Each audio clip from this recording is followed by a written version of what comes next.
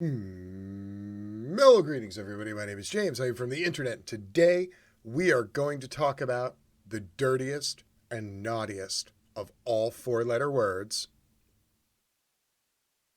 debt. We have a very odd relationship with debt, especially here in America. Everybody has it. Everybody is in debt. We're in debt to a person, an organization, a government, a financial institution. It doesn't matter. We are literally all in debt.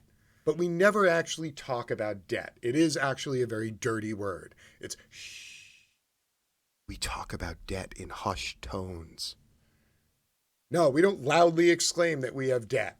So what I wanted to do was have an open and honest conversation about debt. And more importantly, I want to talk about how debt reflects upon and is considered by three very different groups: the working class, the wealthy, and the government. New research shows pandemic profits of billionaires could fully fund $3,000 stimulus checks for every person in the U.S. In the nearly 9-month period between March and December, American billionaires gained more than $1 trillion in wealth as people across the U.S. lost their jobs, their businesses, their homes, and their lives to the pandemic. The collective net worth of U.S. billionaires now sits just above $4 trillion, nearly double the combined wealth owned by the bottom 50% of the American population, which is roughly 155 million people, have as much as the 651 wealthiest people. That is a staggering number. But again, it just goes right over your head or just blows right off you, because we've been talking about this massive wealth inequality problem for so long that it's just background noise. We're like, oh yeah, billionaires are now trillionaires and poor people are poorer, and we just move on with our lives. As tens of millions of Americans suffer from health and economic ravages of this pandemic, a few hundred billionaires add to their massive fortunes. Their pandemic profits are so immense that America's billionaires could pay for a major COVID relief bill and still not lose a dime of their pre-virus riches. Their wealth growth is so great that they alone could provide $3,000 stimulus payment to every single man, woman, and child in the country and still be richer than they were 9 months ago. Okay? This is just a fact. There's a whole bunch of people sat down, they crunched numbers. This is what they came up with. All the numbers were publicly available. There wasn't some shady, shifty liberal math done in a back room somewhere. A bunch of communists are sitting around going, excellent.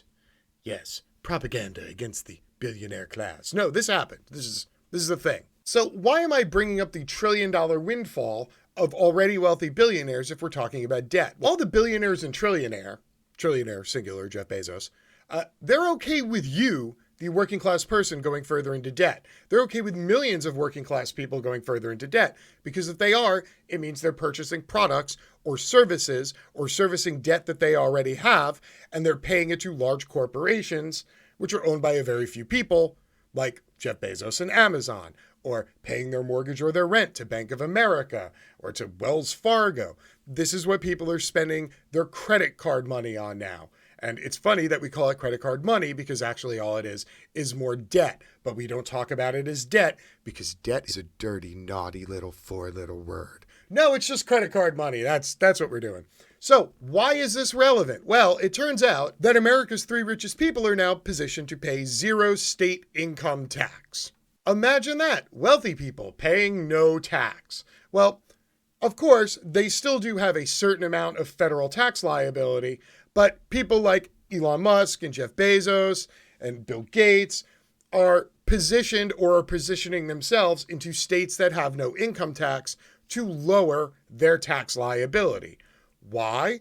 Because why should they pay more into taxes to make society better? They've already defeated society and they've won. Look, Bezos is now worth $1 trillion. Do you think he wants to pay like 3% extra in taxes so that your kid can get a new textbook? No, of course not. He wants you to go broke and then apply for his giving program, where they give textbooks to schools as part of their nonprofit arm that they have to keep cycling money to reduce their tax liability every year.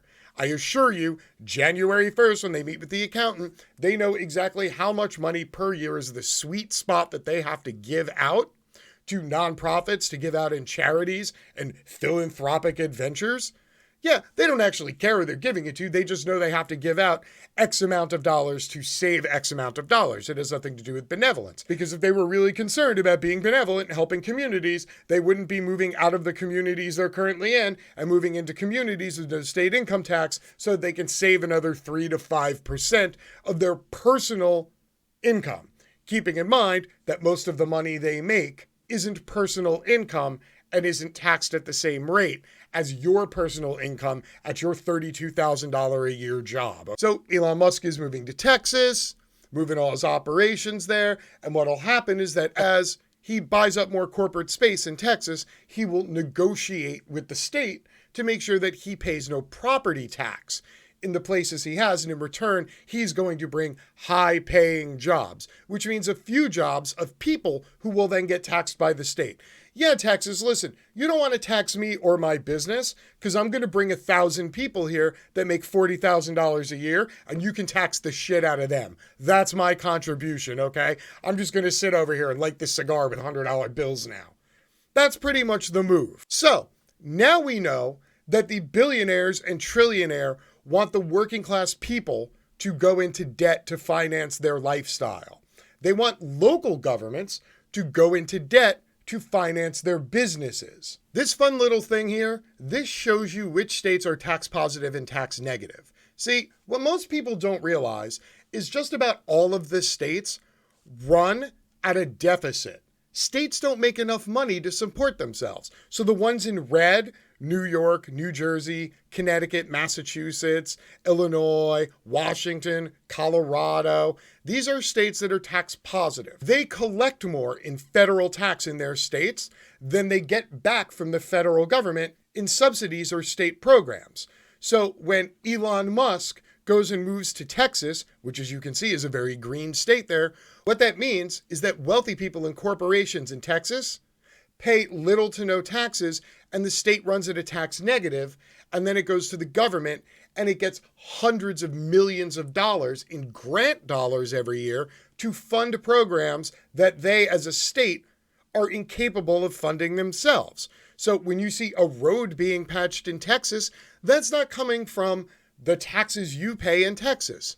That's coming from the federal government, from taxes that are collected from everybody. Elon Musk is literally a fucking socialist, okay? He's now making hundreds of millions of dollars a year from the federal government, launching the federal government's satellites into space, while he's moving to a state with no state income tax, where he will use all of their infrastructure but pay no money into it, thus causing the federal government to have to give Texas even more money to further fund its already stressed infrastructure. Now, the billionaires and trillionaire know this, and they don't give a fuck.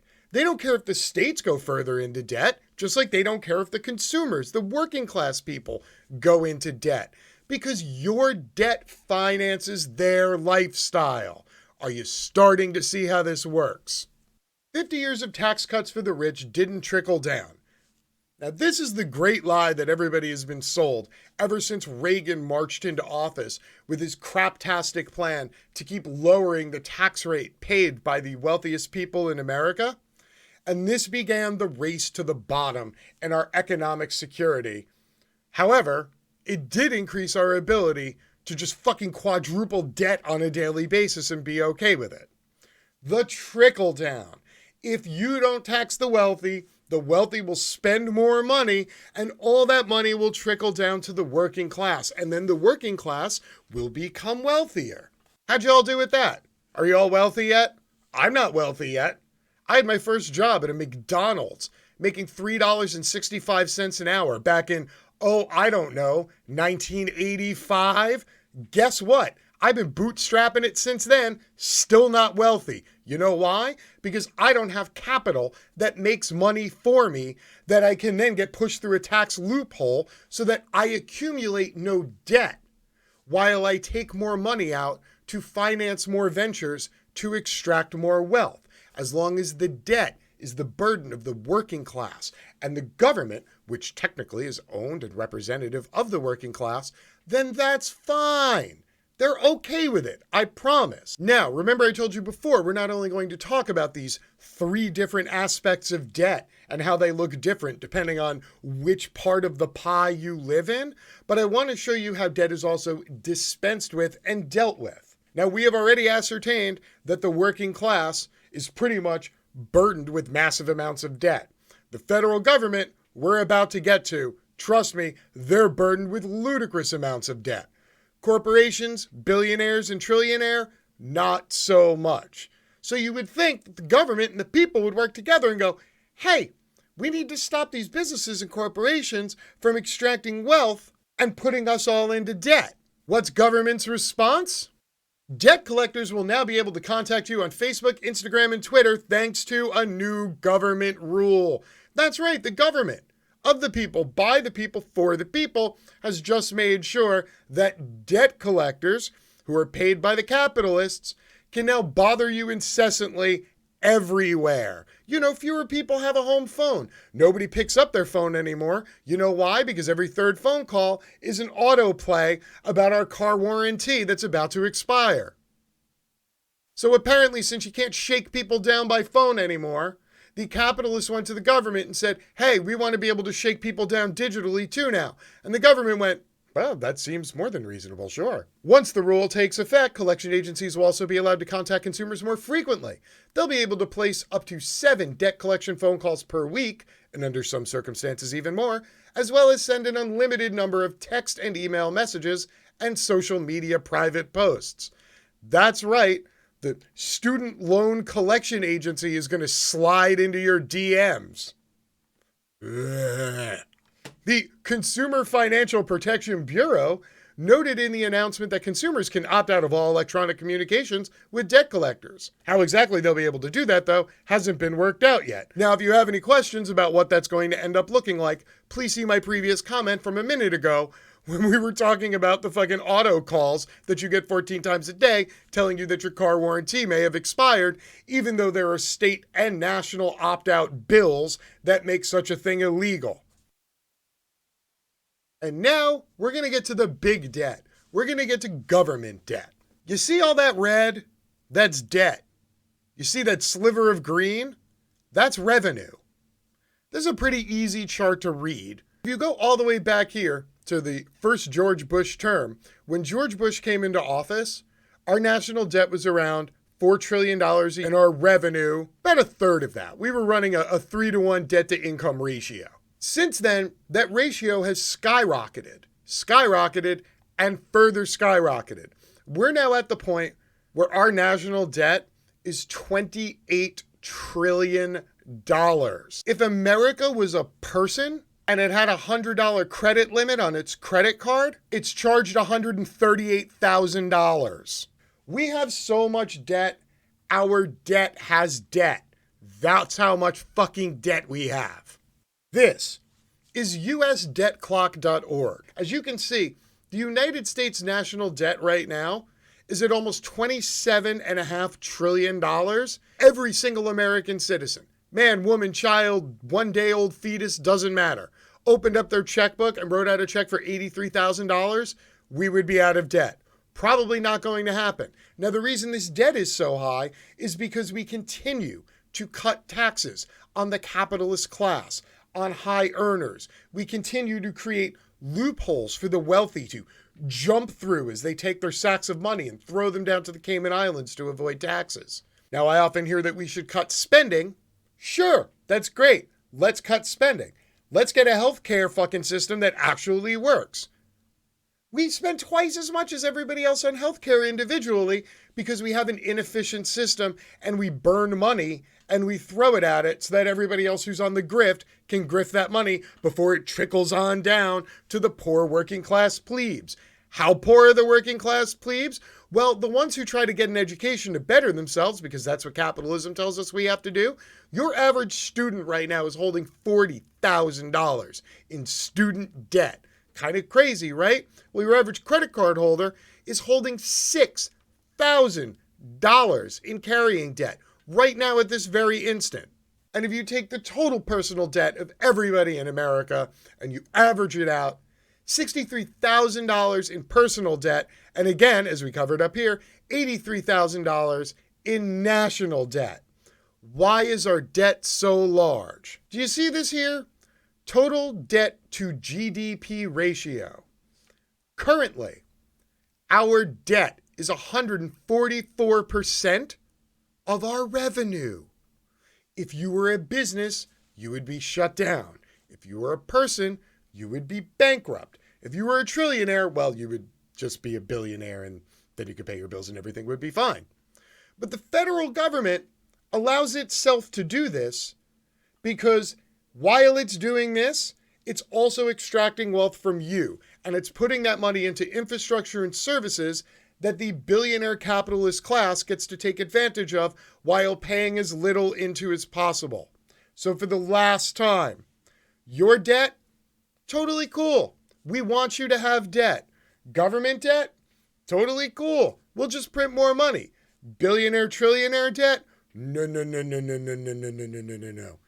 Debt, taxes, these are things for the poor, not for the wealthy. Why? Because the wealthy have managed to buy their way out of it. Of course, none of us are seeing that money because we're not in the seats of power or the positions of power. So the next time somebody comes to you with some bullshit argument about how people need to pull themselves up by their bootstraps and work harder so that they can be real Americans, remind them, your average real American has $65,000 in debt, and your government owes way more than it makes. Just a little something to chew on today. My name is James. I'm from the internet, and I'm out. Peace.